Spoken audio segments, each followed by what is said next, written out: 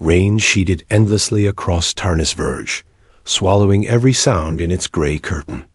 The colony had long since rotted into hollow towers and rusted girders, a place where steel cried and mold grew thicker than bread. Gutters overflowed with oily runoff, trickling into the gutters like veins on a dying body. Ronald Vayer moved through it with the practiced stillness of a man who knew the city wanted him dead.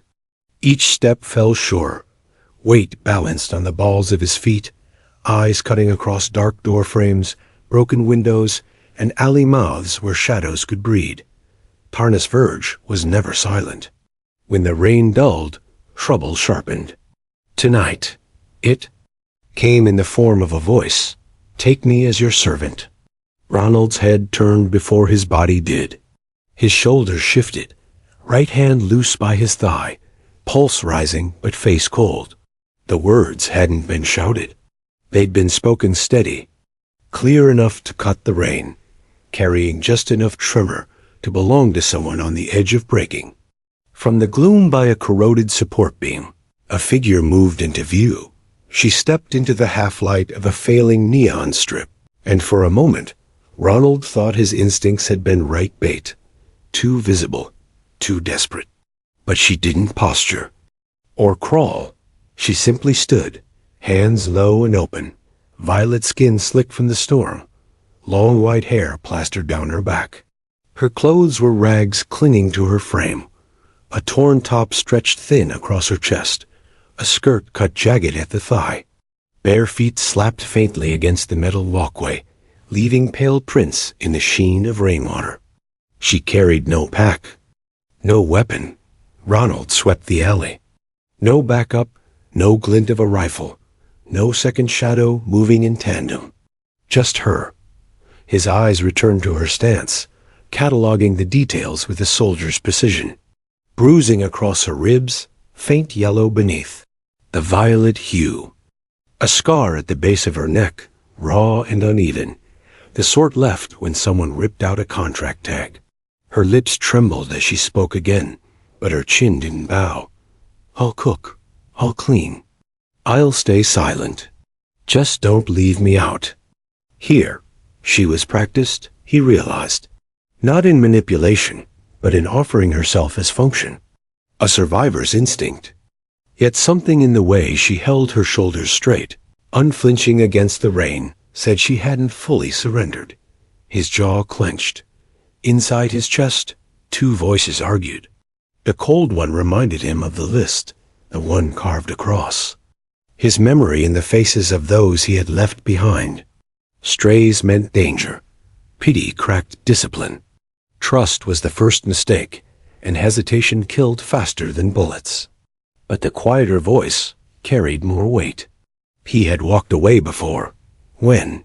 Saving someone meant risk, and each time he'd carried the weight like a stone in his ribs. Another name, another failure.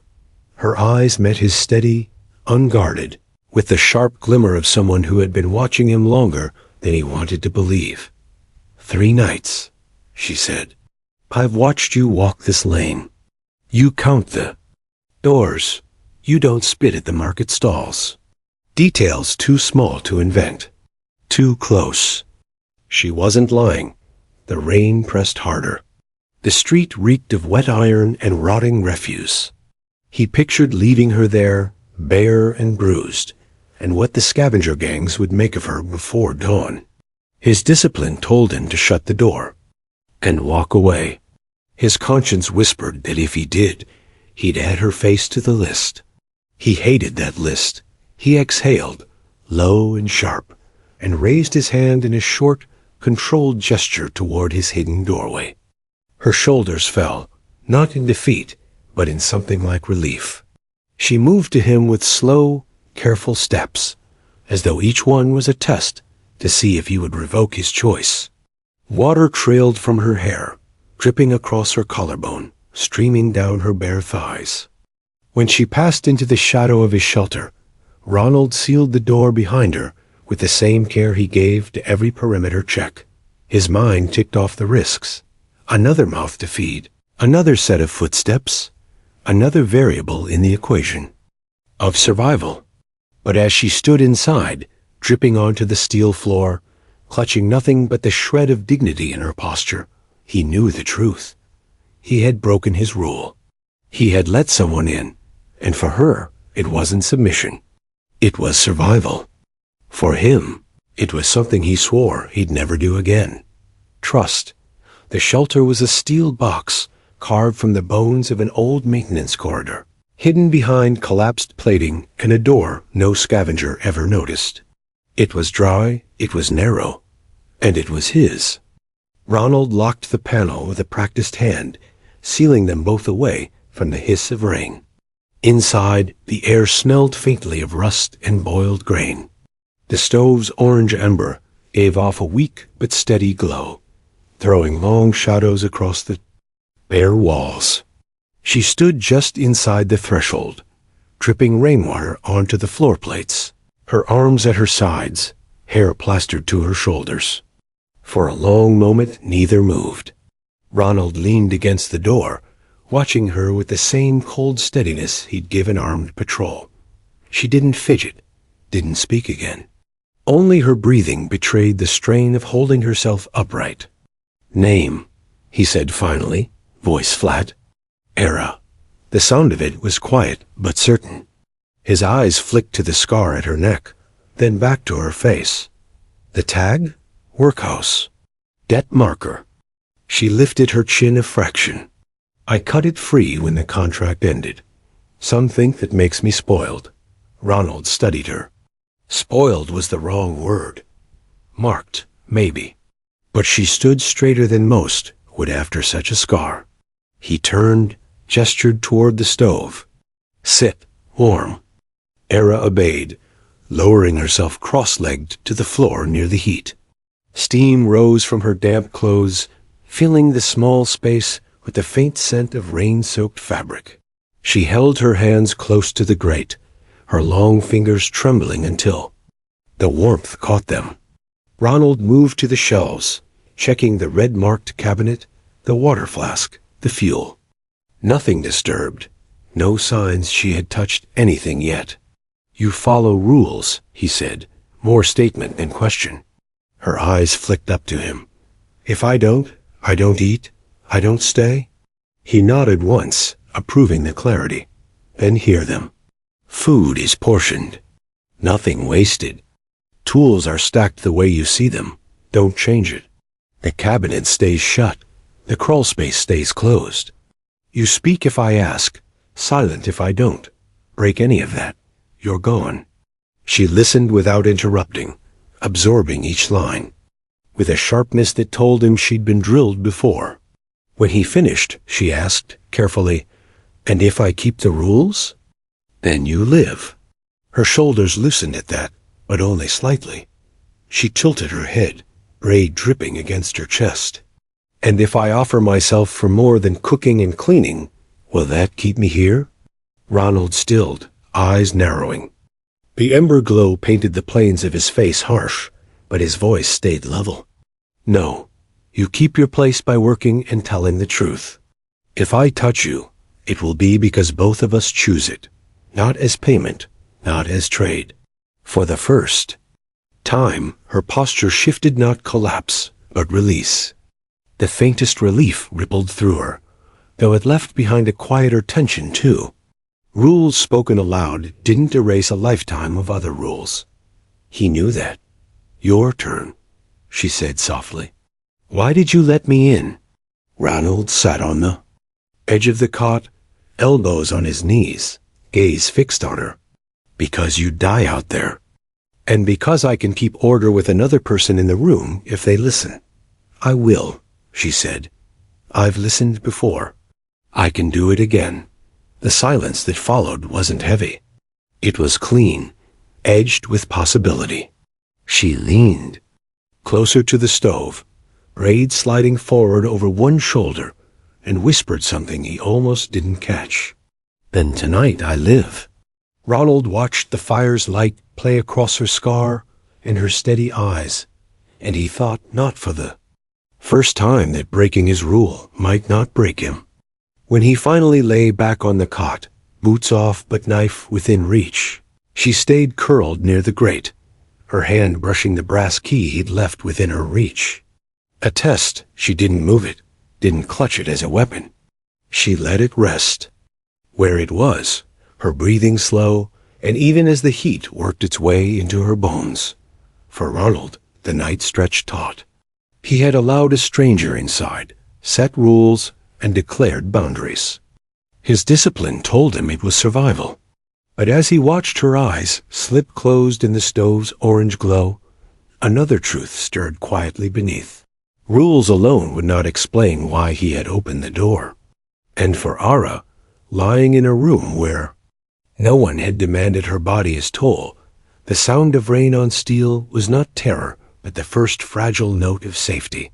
For the first time in years, she let herself drift toward sleep without the fear of being discarded by dawn. In Tarnis Verge was not bright, only less dark. A thin, gray light bled through cracks in the shutters, sketching pale stripes across the steel floor. The stove still held a faint orange glow, its last embers hissing softly. Ronald was already awake, boots laced, sitting on the cot with his elbows on his knees. He had been awake for an hour, counting the rhythm of the rain, listening to her. Breathing, steady, unbroken. Not the shallow pant of someone planning betrayal, not the restless toss of someone bracing to run. It told him more than words. Era stirred when the pot clinked against the stove grate. She pushed herself up on one elbow, braid sliding down her chest, blanket sliding to her waist. The ragged top she wore had dried stiff in patches, clinging. To her like a second skin, she didn't cover herself. Instead, she watched him move about the room with that sharp, measuring gaze of hers, the kind that didn't miss the placement of his knife, the angle of the cabinet, the way he tapped the fuel gauge twice instead of once. "You woke before me," she said. Her voice was low, husky from sleep. "I always do," Ronald replied. He poured a ration of water into the pot, steam rising faintly as it warmed. "You didn't wake me for watch." He glanced at her. "I didn't need you for watch yet. I needed to see how you slept in a room that wasn't a trap. Now I know." Her lips parted slightly, but she said nothing. Instead, she pulled her knees up and hugged them, watching the stove flame build. There was relief in her posture, but it was careful, as if she didn't fully trust it yet. Breakfast was thin grain, stretched with boiled greens. He set a bowl on the counter and another in her reach. They ate standing side by side, no wasted words, no wasted motions. Era's spoon clinked against the rim only once before she stilled her hand, watching him, gauging how much noise was too much. He noticed, but didn't comment. When the bowls were clean, she dried them and placed them exactly where she had seen him store them the night before. Same angle, same distance from the edge. He noted it the intent to fold into his system rather than remake it. That impressed him more than speed. After, he checked the door latch and slid the crawl space panel a thumb's width to test its give. Era's eyes followed every move.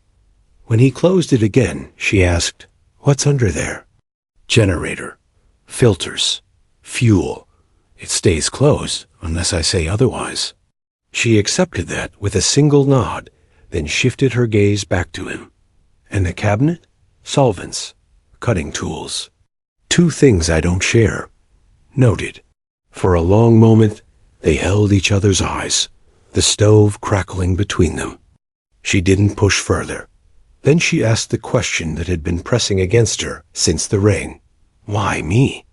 Ronald leaned back against the counter, folding his arms across his chest. "Because you die outside. And because—" He hesitated, choosing each word with care. "Because I can keep order with another body in the room, if that body listens." "You haven't lied yet." Era absorbed that, tilting her head slightly. Her braid slipped over her shoulder. "And if I had lied, you wouldn't be here." Silence stretched. Not hostile, not yet easy. Just silence, testing the space between them. Finally, she shifted, her voice quieter. If I offer sex to keep my place, will you take it? Ronald's jaw tightened. His voice came even, steady, without hesitation. No. You keep your place by working and telling the truth. If I touch you, it will be because both of us choose it. Not for trade. Not for fear. Her shoulders dropped, a visible release, though the tension beneath didn't vanish. Relief was never whole, and someone who had been taught her body was currency. Still, it changed something in her eyes. My turn? He said, his tone like the sound of a knife being set on a table. The scar at your neck. Her fingers brushed it lightly. Debt marker. Workhouse. They cut your hair when you enter. They cut again when you break rules. When you leave, you're marked forever. My people don't take back those who return. Marked. They call us spoiled. Ronald logged the detail, not as leverage, but as context. Another scar in a long ledger of human and alien cruelties he had seen. You're not spoiled, he said. His tone was flat, almost careless, but her eyes flickered at the words as though they struck deeper than she expected. For the first time, the silence that followed wasn't cold. It was fragile, tentative, as if both of them had stepped onto ground that might hold or might give way beneath their feet. Outside, the rain drummed its steady rhythm. Inside, a rule had been spoken, a scar revealed, and something unspoken had begun to grow small, brittle, but alive. That night, when Ronald lay back on the cot with his knife within reach, Hera curled near the stove again. But this time, when? She closed her eyes. She didn't clutch the brass key. She left it resting where he had placed it. That detail mattered.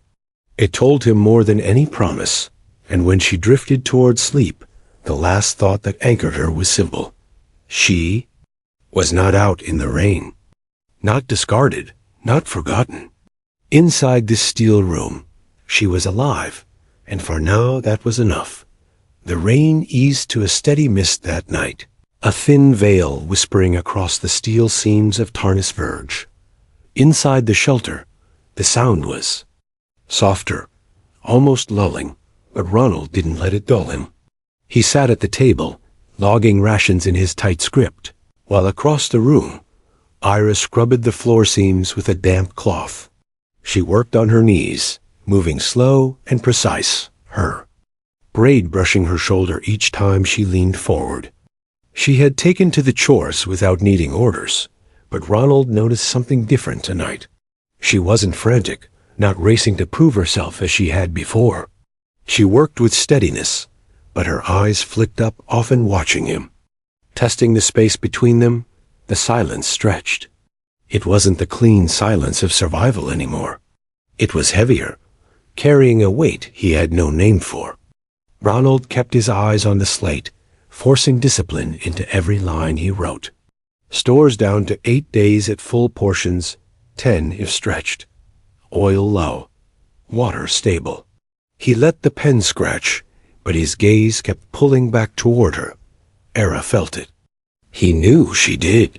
When she reached for a corner seam, her skirt tugged high along her thigh, the ragged split exposing more of her leg. She didn't adjust it. She didn't perform either. There was no coyness in her movements, but she didn't hide. Her shoulders stayed square, her hands steady on the cloth. The stove's glow lit her violet skin in soft planes of shadow. And Ronald, despite himself, let his eyes rest too long. She paused, cloth frozen mid-swipe, and met his gaze. The silence sharpened. Do you always keep this much distance? She asked, voice calm, but with an edge beneath. Ronald set the slate. Down carefully, aligning it square with the table's edge before lifting his eyes to her. Distance keeps order, and order keeps you in control. She pushed herself upright, cloth dangling from her fingers, damp and dripping. She crossed to the table slowly, barefoot, the sound of her steps light against the steel floor. When she stopped across from him, the cloth landed with a soft slap on the table between them. Her torn top clung to her, lines of dampness still marking where the wash had not fully dried. "But what happens," she asked, "when order feels like another kind of cage?"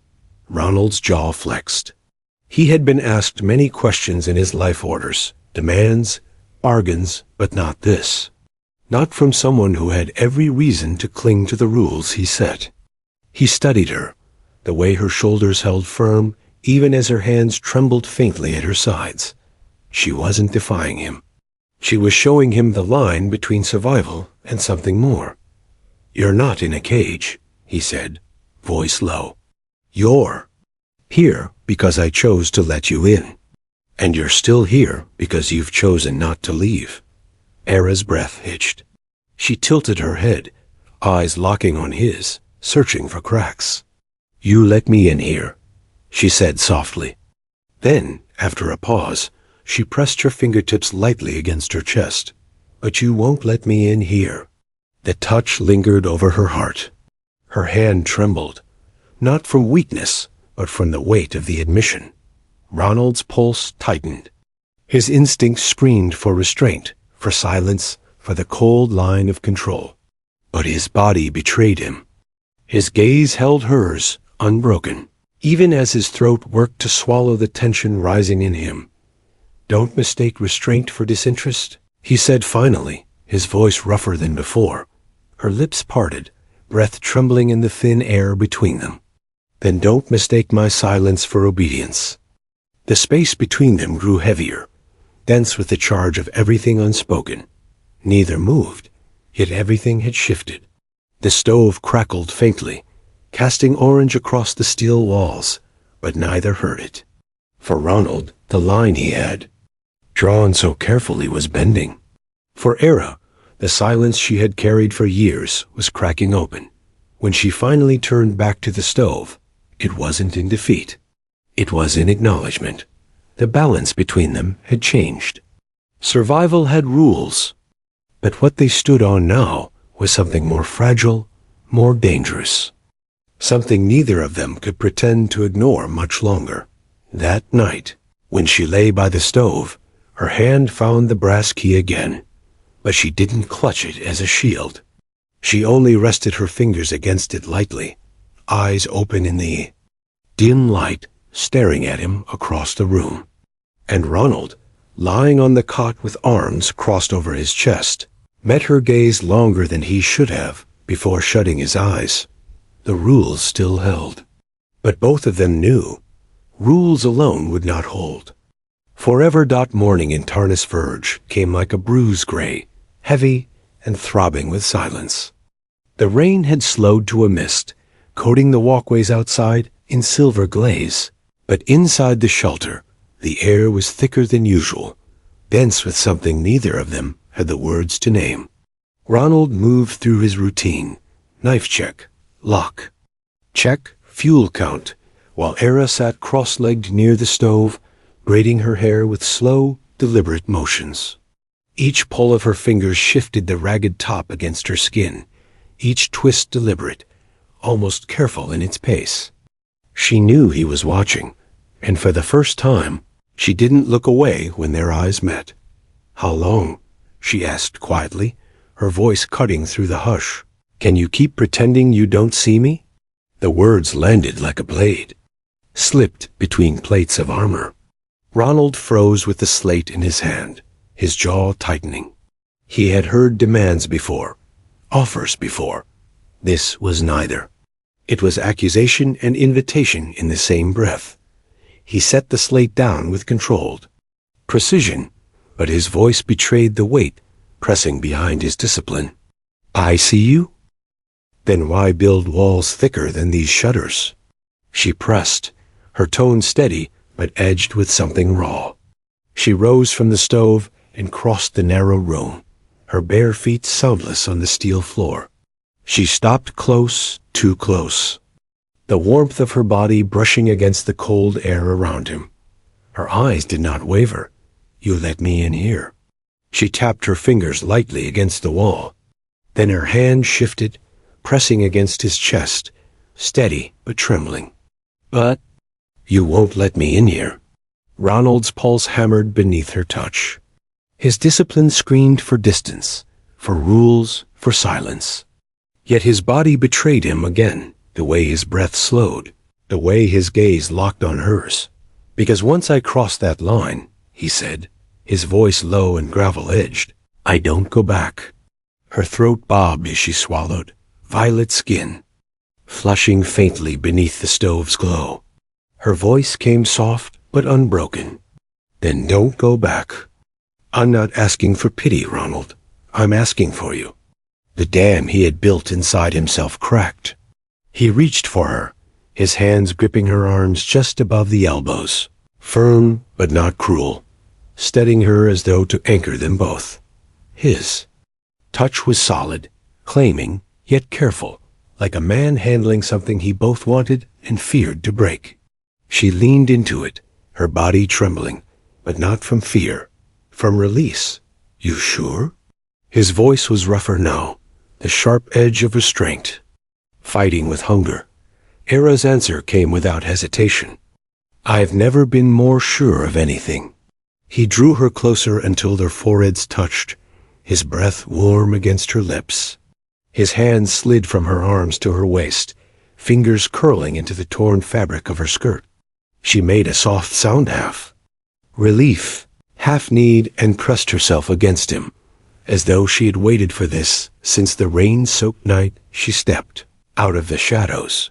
Their first kiss was not frantic, but deliberate, slow and heavy, as if both knew it could not be. Undone. Her fingers clutched at his shirt, pulling him tighter, grounding herself in his strength, while his grip steadied her, proving she wasn't disposable, not another name in his list of failures. The fire's glow lit the curve of her shoulder, the trembling in her body, the hunger in her eyes.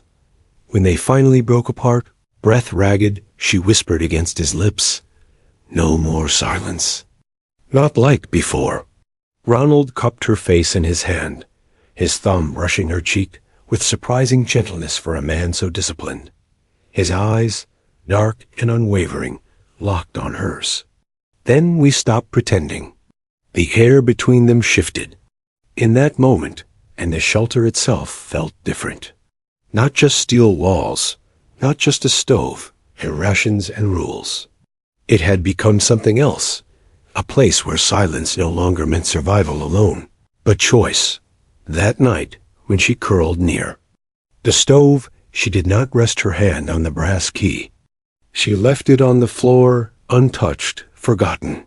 And Ronald, lying on the cot, didn't watch her with suspicion. He watched her with the fierce calm of a man who had finally allowed himself to see. Neither slept easily, but for the first time, the silence between them was not a wall.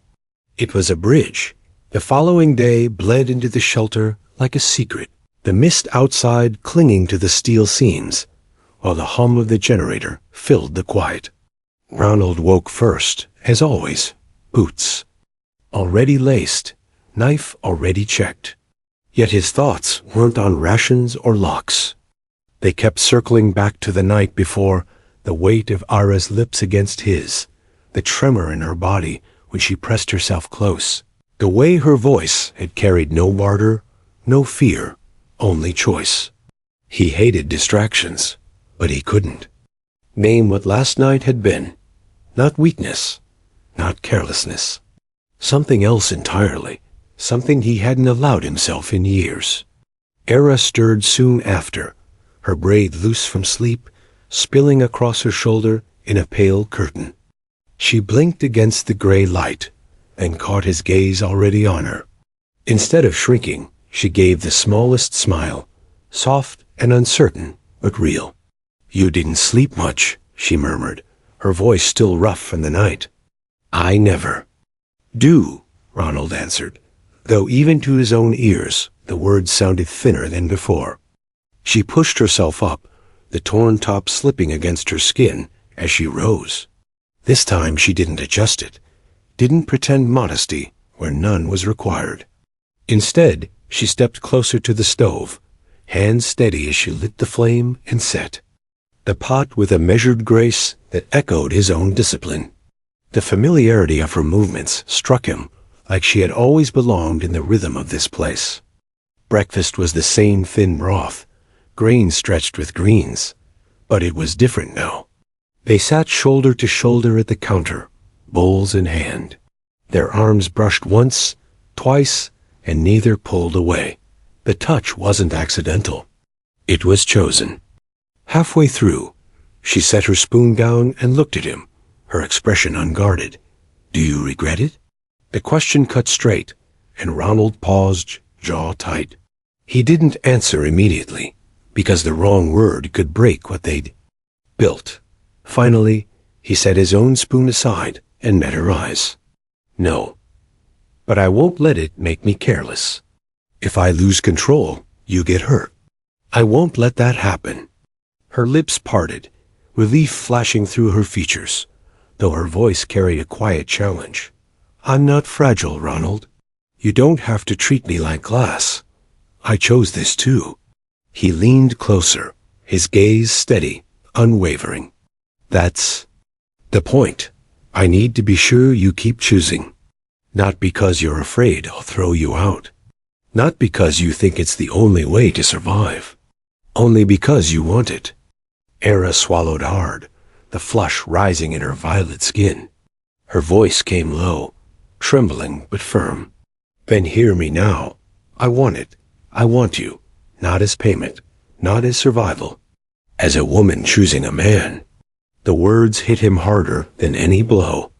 For years, everything in Tarnus Verge, everything in his life, had been barter, obligation, survival. Hearing her frame it as choice stripped the last of his excuses bare. He reached across the table, his rough hand covering hers, fingers strong but steady. She breathed out, leaning into the contact as if it anchored her. For the first time since the war, he realized his hand wasn't holding back, it was holding on. The rest of the day unfolded differently. Era cleaned, but slower, less frantic, as if she no longer feared every slip would cost her a place. Ronald repaired a cabinet hinge while she sorted tools beside him, their arms brushing now and then, each touch deliberate. When he rose to check the window seam, she followed with the cloth, sealing a corner leak he had missed, her eyes bright with quiet pride. By dusk, the stove's glow had deepened, the room warm and steady. Era crouched near the grate, her braid unraveling across her chest, top slipping further along one seam. She felt his gaze and didn't shift to cover herself. She let him see her, not as leverage, but as herself. He crossed the short space between them, hands sliding to her jaw, tilting her face up. The kiss that followed was deeper, hungrier. No longer cautious but chosen, full of the weight of days spent circling what they both feared. She pressed into him, fingers curling into his shirt, while his grip steadied her waist, restraint finally loosening not by accident, but by decision. When they broke apart, breathless, her forehead rested against his. "I thought silence would protect me," she whispered, voice shaking. "But it was killing me." Ronald's answer came in a voice low and certain. "I told you before. I don't go back once I cross a line. You're mine now, and I'll treat you as more than survival." That night, she didn't spread her blanket by the stove. She climbed onto the cot beside him without a word, no bargain, no plea, just the quiet press of her body against his. His arm came around her waist automatically, firm, protective, steady. The generator hummed, the rain whispered faintly beyond the walls, and for the first time in years, Ronald felt peace. And for Ira, pressed close against his chest, the brass key she had once clutched for safety lay forgotten on the floor. She didn't need it anymore. The morning broke without rain. For Tarnus Verge, that silence was never a gift. The mist had lifted, leaving the lane outside washed clean in pale light, but the hush carried danger sharper than storm. Ronald sat On the edge of the cot, boots already laced, jacket on, his eyes fixed on the door latch. Era stirred beside him, shifting against the warmth he had left behind. When she opened her eyes, her first sight was him, steady and watchful. "You're still here," she whispered, her voice soft, unsure. He turned slightly, meeting her gaze. "Where else would I be?" Her lips parted as if to laugh, but it came out thinner, edged with something raw. "Habit. Every time I thought someone wanted me, they were gone by the next day. Or I was." Ronald studied her, his face unreadable, then crouched down beside the cot, his arms resting on his knees. His voice came steady, firm as iron. "Don't run. If I choose, I see it through. And I've chosen you." Her throat worked, her eyes glistening though no tears fell. She nodded once, but he saw the fear still lodged inside her fear, carved so deep it would take more than words to dig out. He didn't press her. Instead, he rose, checked the knife at his belt, and opened the shutter a finger's width. Lane below was too quiet. No copper scrappers clattering, no drunk scavengers muttering, just silence. He closed it, jaw set. "Trouble," he muttered by midday. It came. The sound of boots carried faintly down the steel alley, not hurried, not clumsy, deliberate. Ira froze at the stove, her hand clutching the wooden spoon until her knuckles whitened. Ronald motioned her back, and she obeyed without question, slipping into the shadow near the cabinet. He cracked the shutter again. A gang of 4 moved down the lane, weapons slung loose, their coats patched with scavenger marks. Their leader, a broad man with a scar carved down his cheek, paused at the mouth of the alley. He looked once at the old supports, at the seams of rust, then gave a short, ugly laugh. "I know you're here, girl," he called, voice echoing. Against the metal. Era's breath hitched in the corner, her hand rising unconsciously to the scar at her neck. Ronald shut the shutter with controlled precision and turned to her. Her face had gone pale beneath the violet of her skin. "You know him?" Ronald asked, voice low, clipped. Her lips trembled, but she forced the words out. He owned the kitchen crew where I worked. When the hub shut down, I ran, but I didn't just run." Her eyes lifted to his, desperate and steady all at once. "I took something, schedules, routes, cargo lists. I thought I could trade them for passage off-world. And I never got the chance." She swallowed hard. "They've been looking for me ever since." The pounding at the door came. Then sharp, deliberate. "Come on, little stray," the man's voice growled. "You know the rules. You run, we take you back." Debt doesn't vanish in the rain. Ronald's face hardened. Every instinct in him screamed that this was the reason he had always kept alone another person, meant another enemy's excuse to come knocking. But Era's wide eyes met his, trembling but resolute, and the weight of his choice pressed against him like the stock of a rifle. He could send her out, close the door, let Tarnus Verge devour her like it devoured everything else. He could stay, safe in his order, his solitude. But then she would be another name on the list he hated. Another face carved into his chest. "I don't run," he repeated, voice like steel. Era shook her head, panic flickering. "Ronald, if you fight them, they won't stop. They won't stop anyway." He cut her off. "But I will." The pounding grew louder, more insistent. Dust shook from the seams of the door. Ronald reached for his knife, then the coil. Of cord, the tools he had kept ready for years, but never needed until now. His jaw clenched, his voice low but certain. "You wanted to know why I let you in? This is why. Because I don't add faces to the list. You're mine now. And no one takes what's mine." Era's breath broke in a shudder, tears finally cutting free down her cheeks. But beneath them, her lips curved into something fierce, something unbroken. For the first time, she believed him. Outside, the gang shouted threats, boots stomping. Inside, Ronald braced at the door, knife in hand, eyes hard, body coiled. Era stepped to his side, not behind, but beside her, hand trembling but steady on the edge of the counter, ready to defend the place that had become more than shelter. The silence shattered with a crack as the scavengers forced the latch. In that moment, Ronald knew. Survival had changed. It wasn't about rations or rules anymore. It was about her. It was about them. Together, they weren't just surviving Tarnus Verge. They were daring to fight for a future. The story of Ronald. An era no longer ended in rain and rust. It began with defiance. And neither of them would ever be abandoned again.